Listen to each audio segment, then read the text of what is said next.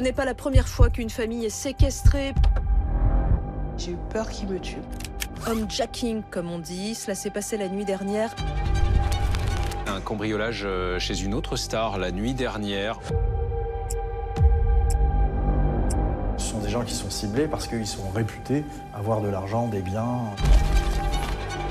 Le cambriolage a lieu avec les personnes à l'intérieur du domicile.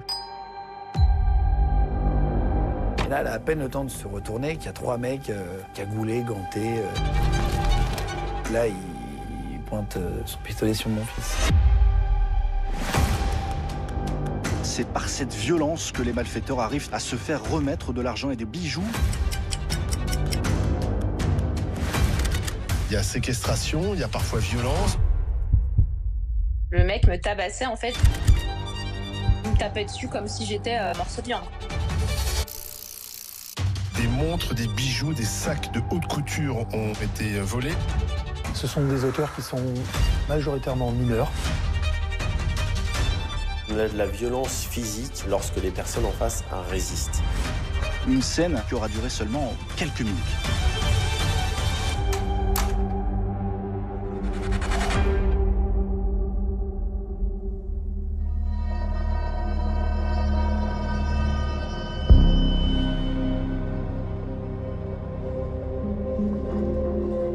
Animateur radio, chroniqueur télé et désormais producteur de ses propres émissions sur Internet. Bonjour tout le monde, bienvenue sur Légende. Aujourd'hui, on n'est pas dans le studio. Guillaume Pley est une figure médiatique qui monte. Le jeune patron de 38 ans a pris l'habitude de partager son quotidien avec plus de 700 000 fidèles sur les réseaux sociaux. Les gars, je suis dans les toilettes de mes bureaux. Et voilà, tout simplement, sauf que je viens de voir que derrière la porte, qu'est-ce que j'ai? Et ben mon équipe m'a fait ça. Chérie, t'es où? Ce 7 juillet 2021, il se prépare à partir pour le Festival de Cannes. Frérot, je viens d'essayer mon smoking pour Cannes. J'ai un problème, j'ai pas de chaussures en fait. Ça va pas du tout avec, on dirait des chaussures de Jacoué. C'est le Moyen-Âge, c'est les visiteurs quoi. Cette vidéo, anodine, donne une information précieuse à des cambrioleurs qui surveillent l'animateur depuis quelques semaines. La seule chose que j'ai faite qui a prévenu finalement les gars, c'est d'avoir mis une story sur Instagram en mode blague. Et en fait, comme le Festival de Cannes, c'est pas très long, ils se sont dit, OK, il y a un moment donné, il va partir le gars. Donc il faut y aller au moment où il va partir. Et c'était le lendemain.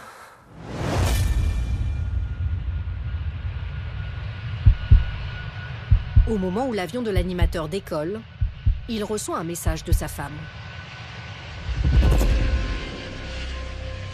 Les réacteurs se mettent en marche et je reçois un gling. Et ça me réveille, je regarde WhatsApp et là je vois ma femme qui m'écrit on vient de se faire braquer, au secours. Bloqué dans l'avion, il vit 1h30 d'angoisse sans aucune nouvelle de sa femme, de son fils et de leur nounou. Ce n'est qu'à l'atterrissage qu'il va comprendre ce qu'il vient de se passer à son domicile.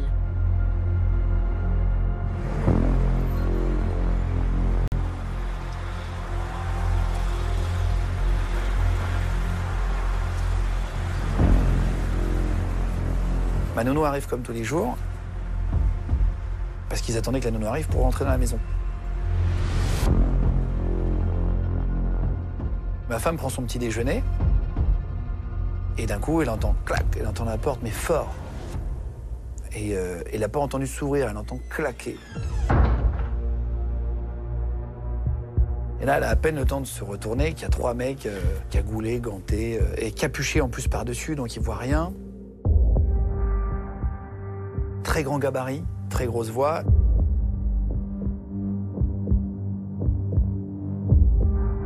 Le gars arrive vers elle, il l'attrape par le bras, il la serre tellement fort le bras qu'elle a un bleu à l'intérieur, à l'extérieur. Donc il l'attrape, il la serre, il lui dit en gros, si tu fais du bruit, tu sais ce qui va se passer. Et là, il pointe son pistolet sur mon fils.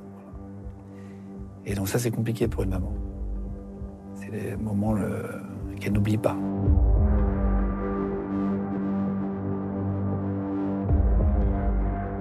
La compagne de Guillaume Pley est emmenée par l'un des cambrioleurs pendant que son fils reste sous la menace d'une arme avec la nounou.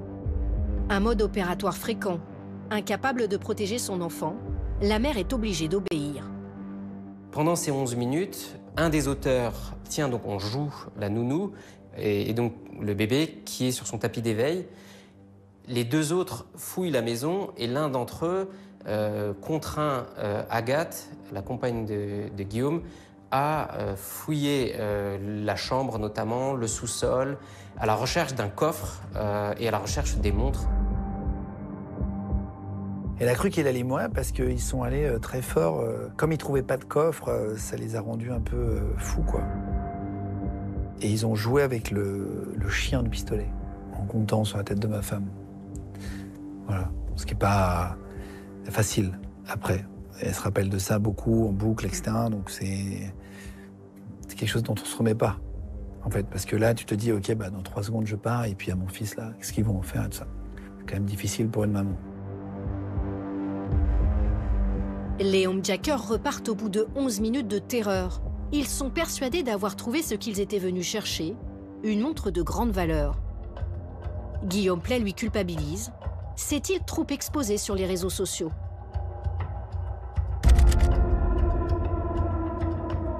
Il s'est fait photographier avec cette montre, une marque de luxe de plusieurs dizaines de milliers d'euros.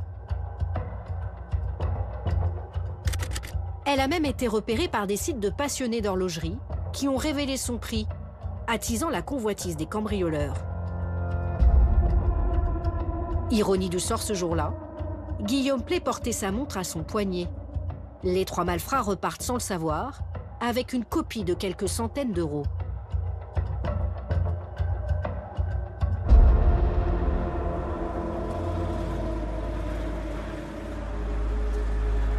Aujourd'hui, avec ou sans leur consentement, les célébrités sont surexposées sur les réseaux sociaux. Montres de luxe, maroquinerie, bijoux affichés sur leur compte Instagram, des signes extérieurs de richesse qui en font des cibles toutes désignées.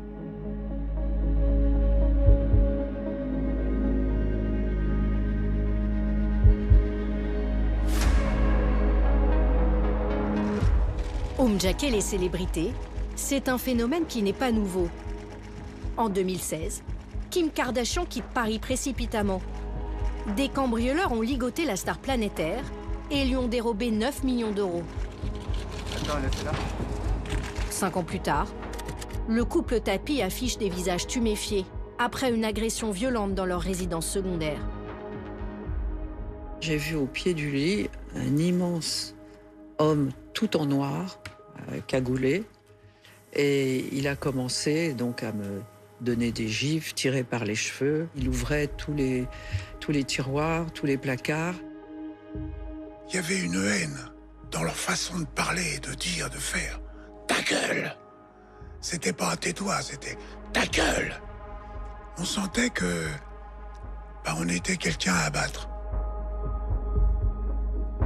Mais en 2023, les homejackings de stars ont franchi un cap, avec une nouvelle affaire presque chaque mois.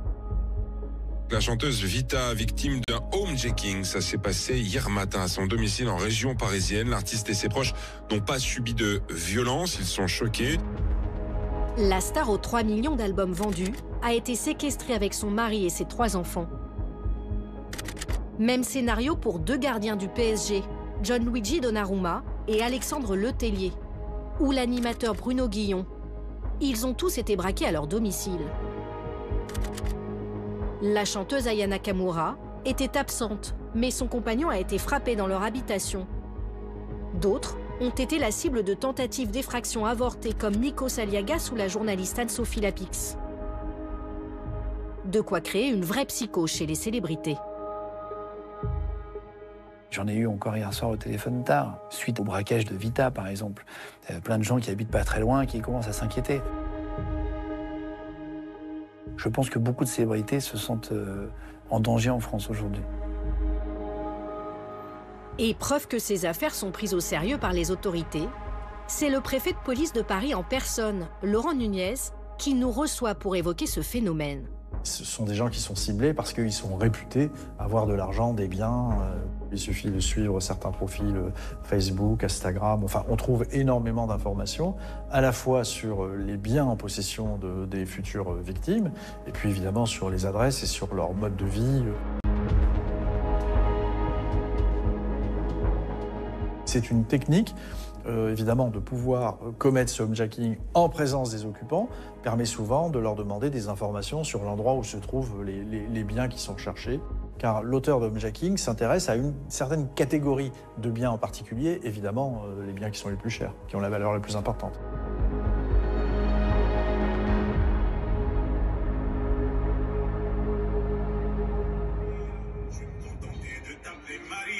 Le 25 mars 2022, l'influenceuse Coraline Baligan enregistre une vidéo sur son téléphone pour ses 77 000 abonnés.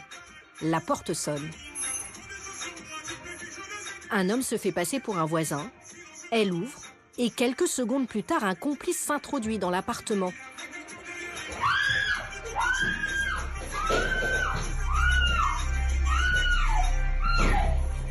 Des cris abominables et un corps marqué à vif. Les deux malfaiteurs ont rusé pour pouvoir entrer. Une stratégie de plus en plus fréquente.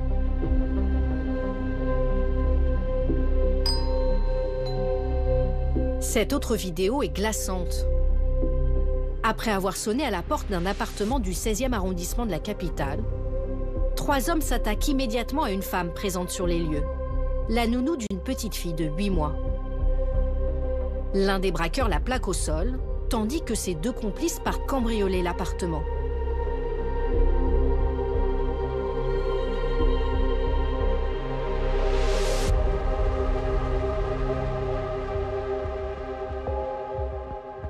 Son calvaire se poursuit. Un autre malfrat revient et la menace avec une arme de poing. Le mode opératoire, c'est de se faire passer pour un faux livreur, qu'il soit de la Poste ou d'Amazon, quelle que soit la plateforme. En tout cas, ils se font passer pour des faux livreurs avec généralement un chasuble et un colis à la main. Là, en l'occurrence, sur la vidéo, on a le livreur avec une casquette. Donc, quand vous regardez à l'œilleton et que vous voyez un chasuble, s'il avait une capuche et qu'il était camouflé, vous n'ouvrirez pas la porte. Donc, lui avait la casquette et les 2 autres avec une capuche. Jassim Melkourchia est policier dans le 16e arrondissement de Paris. Dans son quartier, lui et ses collègues ont plusieurs fois été appelés pour des homejackings survenus juste en sonnant. En France, près de la moitié de ces intrusions se feraient par l'entrée principale. Il est de plus en plus difficile de pénétrer dans un appartement vide, puisque les systèmes d'alarme se perfectionnent. Et pour pénétrer dans l'appartement en esquivant l'alarme, il n'y a que avec une présence humaine à l'intérieur.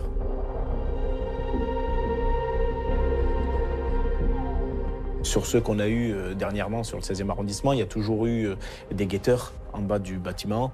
Il y a toujours eu une équipe qui intervient à l'intérieur. Une fois qu'ils sont à l'intérieur, ils n'hésitent pas une seule seconde à violenter de suite la première personne qui ouvre la porte.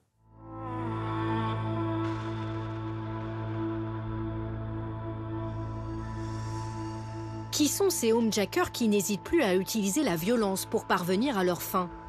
À menacer avec une arme de poing à la main, à séquestrer femmes, enfants, retraités. Plusieurs interpellations récentes ont montré que les agresseurs sont de plus en plus jeunes et souvent inexpérimentés. Cette nuit, notre collègue Bruno Guillon, animateur sur Fun Radio et RTL, a été séquestré en compagnie de sa femme et de son fils de 14 ans. 4 individus sont entrés par effraction à leur domicile, les ont menacés avec une arme de poing et un marteau, avant de repartir avec des bijoux, des montres et de la maroquinerie. Les braqueurs qui ont séquestré Bruno Guillon et sa famille seraient repartis avec près de 80 000 € de butin. La brigade de répression du banditisme de Versailles identifie rapidement des suspects. Pour ne pas être reconnu sur le terrain, son chef ne nous montrera pas son visage. Quelques heures à peine après les faits, nous avons pu commencer une enquête de flagrance pour des faits de séquestration en bande organisée et d'association de malfaiteurs. Au bout d'une quinzaine de jours, nous avions la certitude sûre des présumés auteurs de cette séquestration et on a décidé de déclencher immédiatement une phase d'interpellation. 5 hommes sont arrêtés. 2 sont mineurs, 2 autres à peine majeurs. Ce qui caractérise le profil de ces jeunes auteurs, c'est qu'ils sont essentiellement tous mineurs. Ils sont parfaitement connus des services de police et de justice pour des faits de violence en réunion, parfois même de violence avec armes, de trafic de stupéfiants. Ils ont déjà été condamnés par les autorités judiciaires. Et aujourd'hui, ces jeunes auteurs se confrontent à un nouveau mode opératoire pour lesquels ils n'ont pas beaucoup d'expérience, mais ils vont compenser ce manque d'expérience par une violence exacerbée à l'encontre des victimes. Maître Benjamin Durand est l'avocat d'un des très jeunes majeurs placés en détention provisoire pour la séquestration de Bruno Guillon. Lui a été interpellé mi-octobre 2023. Il n'a pas été interpellé chez lui, après je ne pourrais pas vous dire où, mais il a été interpellé en région parisienne. Cet avocat parisien est spécialisé dans la défense des cambrioleurs et des homejackers. De jeunes délinquants qui auraient un rapport anormal à la violence. Le curseur de la violence, il faut voir où on le place. Exhiber une arme, c'est une forme de violence, directement. Mais dans l'esprit de ceux qui viennent commettre ces faits-là, pour eux, ce n'est pas violent.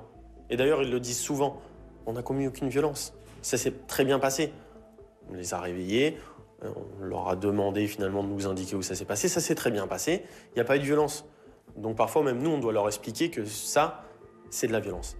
Pour eux, la violence signifie violence physique. Des jeunes qui prennent des risques inconsidérés, pour parfois quelques milliers d'euros ou même aucun butin. Cette voiture s'est écrasée contre un poteau à l'issue d'une course-poursuite avec la BAC. À son bord, tout le matériel pour commettre un homejacking. Les fugitifs ciblaient le domicile de Nikos Aliagas, mais ont renoncé lorsque l'alarme s'est déclenchée. Voici comment l'un des 5 cambrioleurs se justifie en garde à vue. Vous pensez aux victimes? Bah bien sûr. Et ça vous fait quoi? Objectivement, je me mets à leur place. Sur le moment, je me voile la face. Je suis conscient du traumatisme qu'on crée aux victimes. J'ai des problèmes avec les huissiers. Je suis criblé de dettes, entre 20 et 30 000 euros. J'ai plus de parents, donc je suis voué à moi-même. Kyongan N, 23 ans, est connu pour des délits mineurs. Agent de sécurité au château de Versailles, il a répondu à une annonce sur les réseaux sociaux et a été recruté pour son physique imposant. Sur Telegram, j'ai vu qu'il y avait un coup à faire. Je ne savais pas ce qu'on devait faire exactement, mais je savais qu'on devait prendre quelque chose à quelqu'un, quelque chose qui a de la valeur. Qu'avez-vous eu comme information sur le domicile? Une photo sur Google Maps, le nombre de personnes qu'il y avait. Il y avait de l'espèce, des montres, mais je n'avais pas un truc précis. On m'a dit qu'il y avait une alarme, mais qu'elle n'était pas activée. Ce cas de figure est de plus en plus fréquent. De jeunes délinquants sont embauchés par des commanditaires directement via les réseaux sociaux. Le homejacking en mode sous-traitance.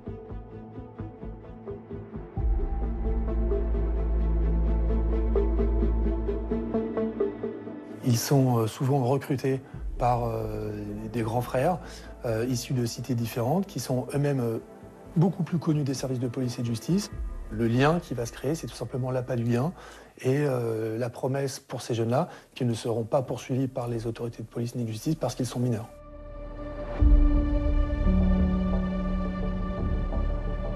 Une dizaine de jours après l'arrestation des agresseurs de Bruno Guillon, le recruteur présumé a été arrêté. Kamel Z, 27 ans, est très connu des services de police avec déjà 7 condamnations.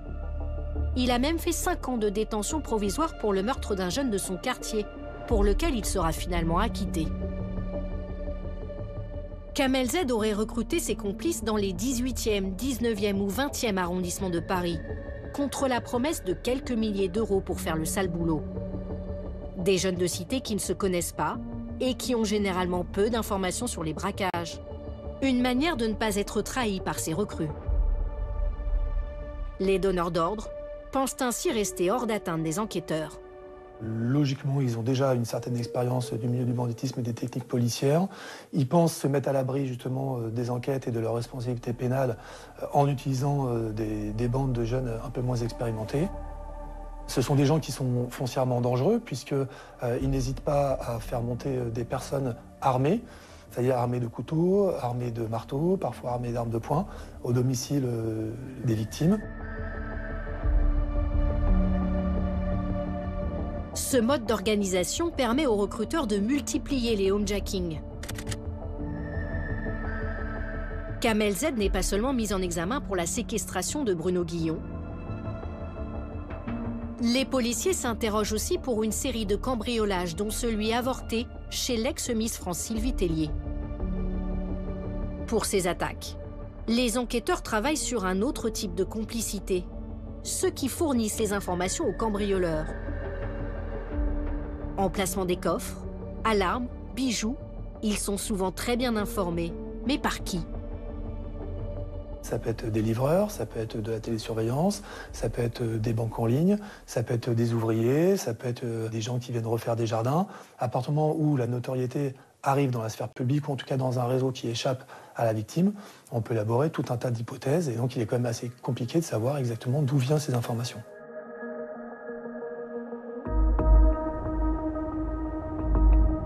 Les cambrioleurs ne visent pas seulement les célébrités.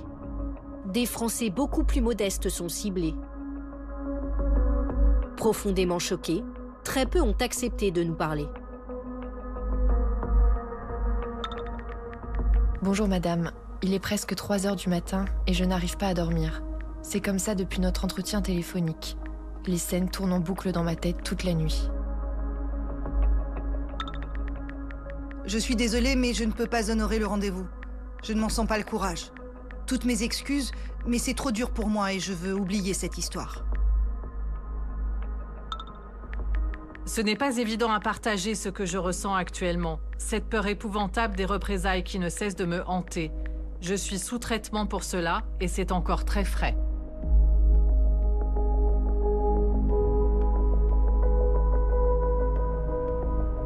Aucun signe extérieur de richesse dans ce quartier populaire de Calais.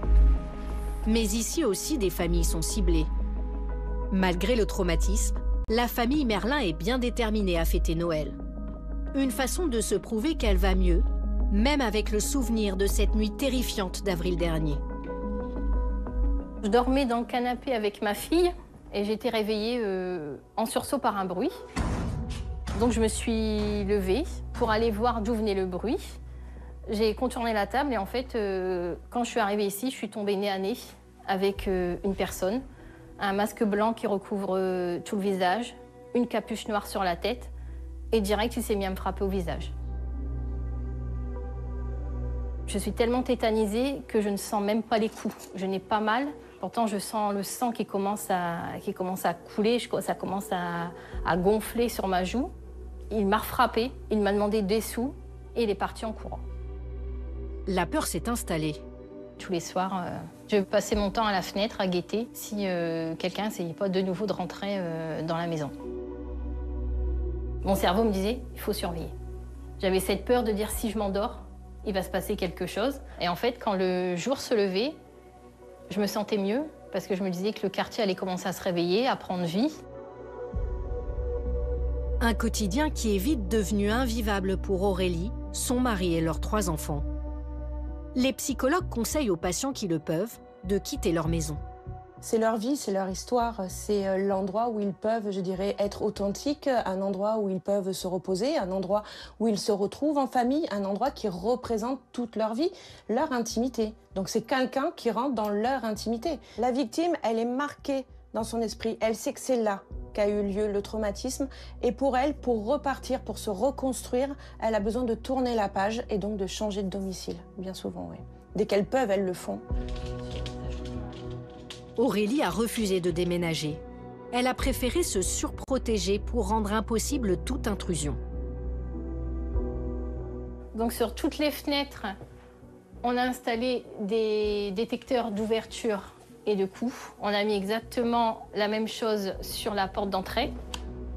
Si on tape dans la porte, ça se déclenche. Si on essaye d'ouvrir en passant par la serrure ou par la poignée, ça s'active aussi. On a également des caméras à détection de mouvement. Quand elle est activée, si quelqu'un passe devant, l'alarme se déclenche.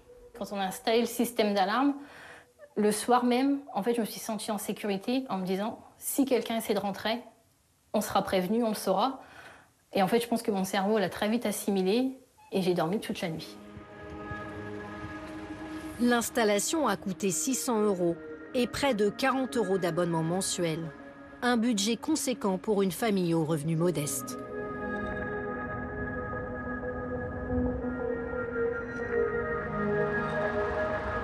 C'est une toute jeune entreprise de sécurité locale qui est intervenue. Il ne faut pas se fier à la modestie des locaux. Thibault Lefebvre a multiplié par 2 son chiffre d'affaires en 2023 et espère bientôt le tripler.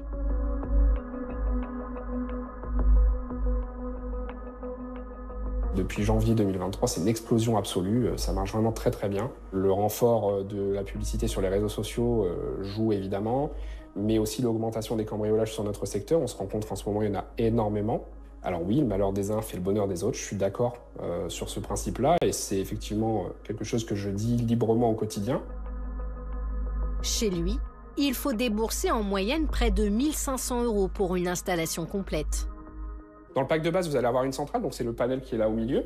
Vous allez avoir 2 détecteurs d'ouverture qu'on va mettre sur les ouvrants principaux, c'est-à-dire la porte d'entrée, parce que 64% des intrusions se passent par une porte d'entrée. Ensuite, on va avoir 2 détecteurs volumétriques avec prise d'image, de manière à lever le doute. Donc là, l'idée, c'est vraiment de voir ce qui se passe dans l'habitation. On a une sirène extérieure de 113 décibels, 2 télécommandes pour utiliser le système, l'application mobile et la plaque dissuasive. Près de 2 millions de Français utilisent ces systèmes de protection, mais avec une efficacité relative. C'est la problématique en France, on reste vachement tributaire de l'intervention des forces de l'ordre. S'ils sont engagés ailleurs et qu'ils ne sont pas en capacité d'intervenir immédiatement, on va avoir cette problématique de délai. En moyenne, c'est 20 minutes pour un secteur police, 40 minutes pour un secteur gendarmerie. C'est très long, je vous l'accorde. D'autant plus long qu'un cambriolage ne dure que quelques minutes. Alors en plus des appareils de surveillance, le jeune patron va vendre des produits d'autodéfense, comme le diffuseur de gaz lacrymogène proposé par un partenaire. On est prêt? On est prêt? Allez, go. Une fois le gaz enclenché à distance, impossible de rester plus de 10 secondes. J'arrête un peu.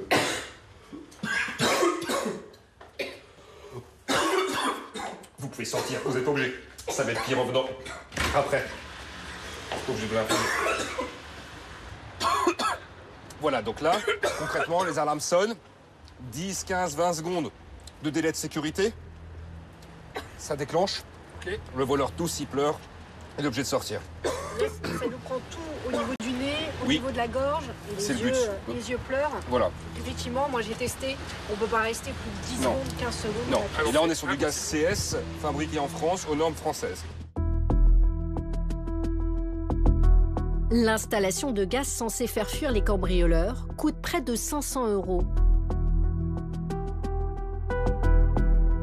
Il existe aussi des systèmes moins chers comme ces pistolets, contenant 2 cartouches de gaz poivré pour moins de 50 €.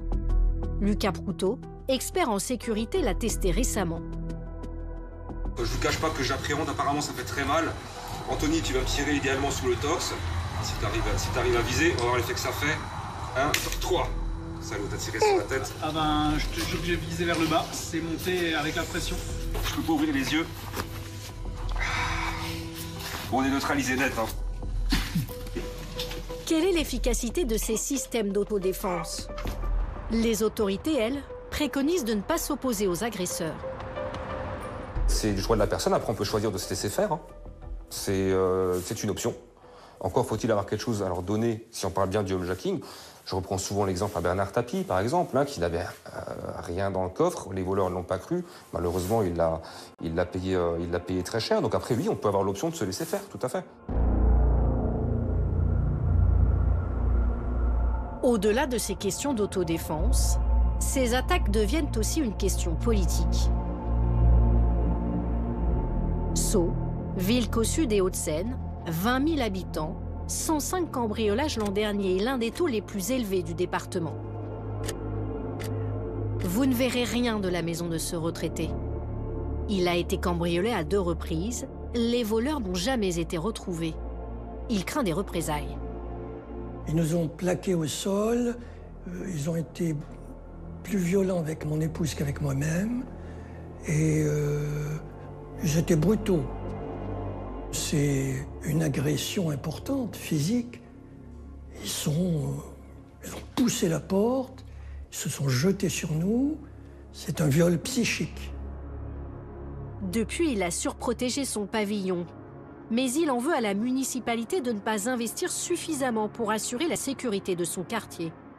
Un message reçu en décembre dernier l'a particulièrement énervé. Nombreux cambriolages en ce moment. Redoublez de vigilance. Munissez-vous d'une alarme reliée. Activez des simulateurs de présence comme l'allumage automatique d'une lumière. Verrouillez vos portes, portails, fenêtres et assurez-vous de leur robustesse. Police municipale de Sceaux. Quand on lit ce message, on a l'impression d'entendre « Faites ce qu'on vous dit et démerdez-vous ». Pardon pour le terme. C'est de la colère profonde. L'octogénaire voudrait des caméras dans tout son quartier, à proximité de sa maison. Indispensable pour pouvoir interpeller les voleurs, selon le retraité. Philippe Laurent est maire de Sceaux depuis 23 ans. Pour lui, la vidéosurveillance n'est pas adaptée dans ces secteurs résidentiels. Dans ce quartier, il y a très peu de caméras, parce que vous voyez les arbres, tout ça, qu'est-ce que vous voulez? Vous mettez une caméra là, vous n'allez rien voir. En plus, la caméra ne va pas filmer ce qui se passe à l'intérieur de la propriété, puisque ça, c'est interdit. Donc on ne verra que les gens sortir, et ils ne sortiront pas forcément par la porte d'entrée, ou en tout cas par la haie qui est sur la rue principale. Ils peuvent sortir par derrière. Alors on me dit parfois, pourquoi la mairie n'aide pas? C'est quand même, en général, le cambriolage, ça se passe dans les logements des gens les plus aisés. Donc ça voudrait dire que la ville aide les gens les plus aisés au détriment peut-être d'autres actions à destination des personnes plus en difficulté. C'est un peu gênant, oui, quand même. Ce maire centriste a surtout concentré ses caméras dans les secteurs les plus denses de sa ville. Il y en a 168 au total, mais il relativise leur efficacité. Pour l'instant, sur la vingtaine d'années qui viennent de s'écouler, les interpellations qui ont pu être faites grâce aux caméras, ça se compte sur les doigts d'une main. Vraiment, ça coûte cher par rapport à d'autres priorités, l'enfance, l'éducation, la culture, etc. Le maire a tout de même renforcé la police municipale avec 6 agents supplémentaires en 4 ans. Ils sont désormais 18 à circuler dans les rues. Côté policier, les autorités mettent en avant le taux d'élucidation élevé des homejacking. 40% d'affaires seraient résolues sur Paris et la Petite Couronne, contre seulement 13% pour les cambriolages classiques.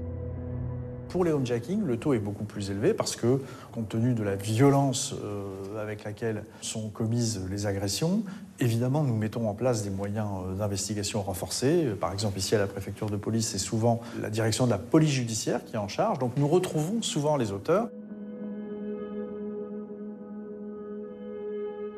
Le talon d'Achille des braqueurs, leur téléphone. Dans l'affaire de l'animateur Guillaume Play, les enquêteurs ont analysé tous les appareils qui bornaient à proximité de son domicile pendant l'agression. Les policiers ont fait un travail de fourmi qui leur a permis d'écarter pendant cette fenêtre de tir les appels des voisins dans les environs et de déterminer donc le numéro qui a pu passer un appel entre 9h15 et 9h26. 9 lignes suspectes sont identifiées. L'une d'entre elles va trahir son propriétaire. Il publie la photo d'une montre de luxe sur Snapchat. Il devait être 8h du matin et je reconnais le numéro de la police judiciaire. Et j'ai une femme qui me dit « Monsieur Play, je vous dérange, hein, vous me dérangez jamais, etc. » Elle me dit « Je vais vous envoyer une photo. » Et je dis « Ok. » Et elle me dit « Est-ce que c'est votre montre ?» Et là, je vois la main du braqueur, en l'occurrence, avec la montre. Il me dit « Est-ce que c'est votre montre ?» Et j'ai dit « Oui, madame, c'est ma montre. » Et là, j'entends peut-être 20 personnes hurler, se prendre dans les bras et tout ça. J'ai pleuré. J'ai compris tout de suite.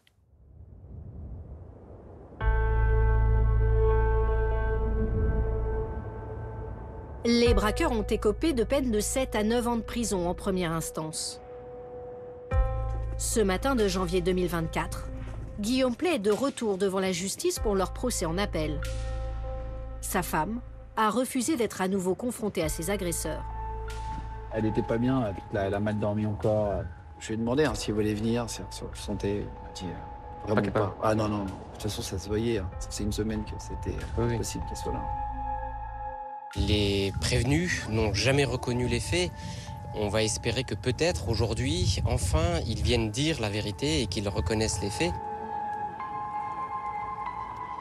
Cette fois, à l'issue de 2 heures d'audience, les prévenus ont bien avoué et ont fini par s'excuser. Des remords qui n'ont pas convaincu les juges. Les condamnations de 7 à 9 ans ont été confirmées. Des peines qui se sont nettement durcies ces dernières années. Les juges font partie de la société, donc à partir du moment où, en l'occurrence, on a de plus en plus, où c'est de plus en plus médiatisé, ils regardent aussi les médias, ils voient aussi ce qui se passe, et donc évidemment que ça joue sur la lourdeur des peines, sur la façon dont c'est traité, et sur le rendu judiciaire que ça donne. Est-ce que ces peines plus lourdes aideront les familles à se reconstruire? Guillaume Play a été submergé par l'émotion pendant l'audience. À sa sortie, le père de famille est soulagé, mais pas dupe face aux excuses. J'ai pas trouvé ça méga sincère, pour être très honnête, et c'est juste personnellement pour diminuer leur peine. Voilà. J'ai été plus touché par une maman qui est venue me voir, une maman d'un des 3, je ne sais pas lequel par contre, et qui m'a dit ils m'ont tué en même temps que vous, et s'est mise à pleurer, et j'ai trouvé ça plus sincère, et au-delà de faire du mal à notre famille, ils font du mal à la leur. Ils font du mal à tout leur entourage. Quand ils partent pour 9 ans de prison, 8 ans, le gars, ça reste le fils de quelqu'un, ça reste le frère de quelqu'un, et c'est tout l'entourage qui trinque en réalité. Et c'est pour ça que c'est important aussi qu'il y ait des peines sévères quand ils font des choses comme ça, pour pas que ça donne envie à d'autres de le faire.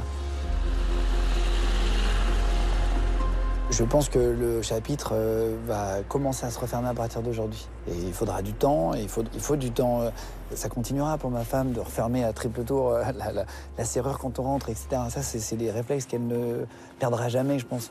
Mais en tout cas, oui, ça va aider ma femme à aller sur le chemin de la guérison et ma nounou avec.